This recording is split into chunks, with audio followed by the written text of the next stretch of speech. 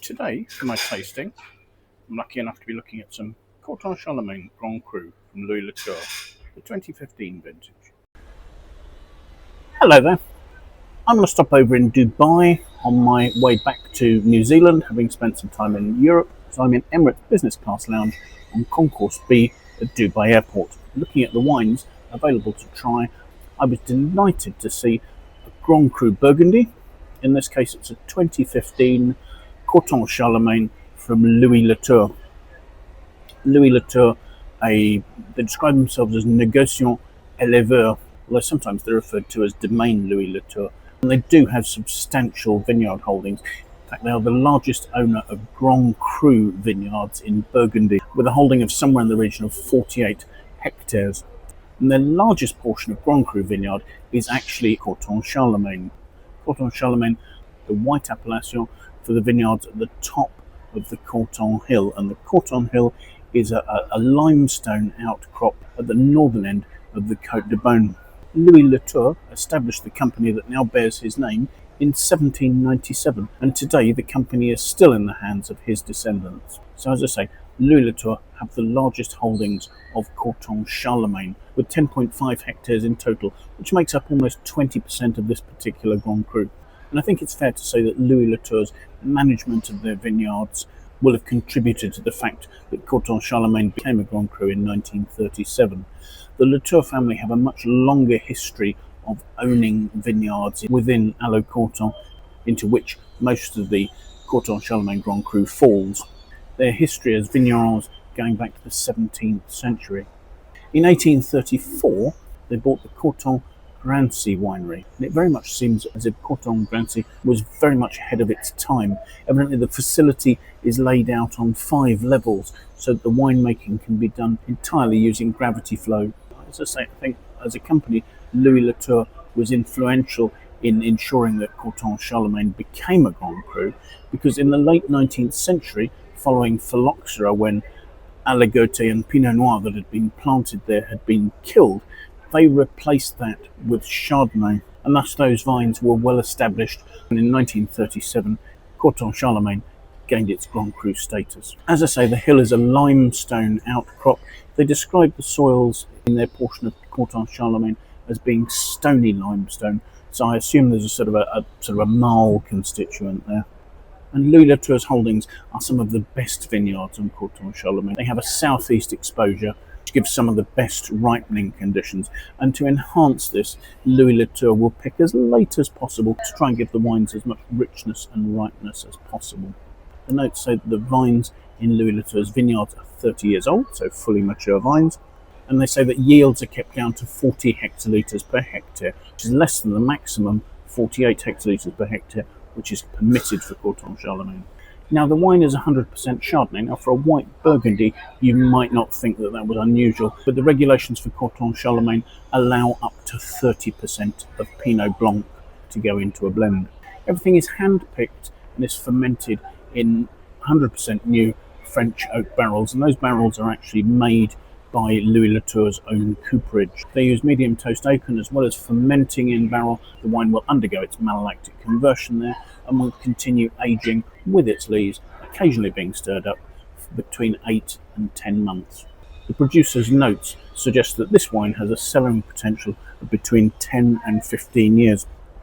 So that should suggest to us that the 2015 is going to be a fully mature wine. So let's take a look at it. Looking at the colour, it's a relatively deep yellow colour, but it's not particularly dark. It's not starting to get into the golden or orangey spectrum of that. Giving it a bit of a swirl there, the wine is labelled as having 14% alcohol, which is pretty normal for a Grand Cru.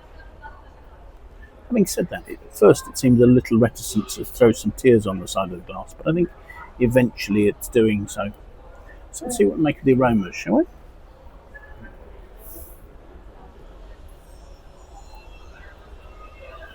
Even using this glass, the aromas are rich, ripe and appealing. There's plenty of complexity. There are notes of stone fruit, sort of rich peach, hints of apricot. There's a more lively sort of pineapple top note, perhaps even some richer mango elements, but at the same time those are perhaps balanced by some lemony notes as well. There are creamy hints coming from the lees aging. I'd almost suggest there are perhaps some slightly sort of mineral gunflint aromas that are probably fermentation-derived aromas. The creaminess and buttery notes are starting to assert themselves a little more now. So it's a taste.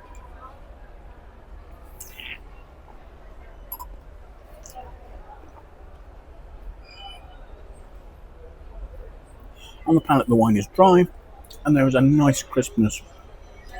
Right from the start, there's a sort of really rich, buttery butterscotch note, behind which you see hints of delicate stone fruit and peach, but also buttery notes, toasty notes. Some of those toasty notes have a creamy smoothness because they're reflecting the wine's lees aging, and yet also there's a sort of slight flinty edge from the fermentation aroma. There's a real complexity here, and what I'm describing doesn't sound very harmonious, but actually the buttery butterscotch notes are all very well tied in, and the toastiness is sort of sitting behind that. The wine's acidity is giving it a nice freshness. It's medium to full body. It's not the biggest and richest Grand Cru I've ever tasted, but at the same time it's got a nice breadth across the back palate, and perhaps that's because there is still a good lemony crispness, mineral hints, possibly even a hint of salinity right at the end. The wine manages to combine notes of oak, fruit, malolactic conversion and lees aging harmoniously, and to take those through from a relatively broad palate to quite a long, elegant finish. I think the wine's showing quite nicely. I looked at the Wine Searcher aggregated critic score for this wine, and the 2015 vintage is scored as 91 out of 100. I wonder if perhaps that's being a little unfair to the wine. I think based on this tasting, I would score it at 92 out of 100 because I like the fact it's not too heavy a wine. Its freshness manages to lift its complexity, yet it gives it a really nice, long, lively finish. In terms of the wine's ageability, I don't think it's going to develop much further. The drinking window that was suggested would give this another 4 years. I think it will very happily hold up for that period. I don't think it's going to improve enormously for that. You could probably drink it over the next 7 or 8 years without a problem. But actually, it's drinking very well now. And I suppose that is the point. This is a wine on Emirates wine list. I'm assuming it's being served in first class on their flights. It is a classic example both of the wines of Corton-Charlemagne and of a Grand Cru White Burgundy. It's fully mature, although this may not be the edgiest example of this wine from a small domain. The opportunity to try a fully mature classic wine during a trip like this is a wonderful opportunity, and I think it shows how hard Emirates work to ensure the ongoing quality of the wines that they serve in their lounges and on their flights. So thank you so much for watching the tasting. I will of course leave a link to the Wine Searcher webpage for this vintage of this wine, so you can see quite how expensive it is and also where it's available. I'm not sure what availability of the 2015 will be like, but that page will link to other vintages as well. So if you've enjoyed the tasting, it would be great if you'd press the like button for me. I'd really appreciate that. If you have any friends you think might like to watch, do please feel free to pass it on to them. I'd really appreciate your endorsement in that way. If you're watching these videos and you enjoy them, I'd really appreciate it if you'd consider signing up and subscribing to the channel. That way also you can set yourself an alert and be sure that you're notified every time I publish a new tasting. And if you have any comments or questions about the wines and the tastings, do please pop those in the comments box below. I'd love to know what you think about what I'm doing here. So thank you once again for taking the time to join me, and I do hope that maybe at some stage in the near future you'll be able to come and join me again for another tasting. Till then, bye for now.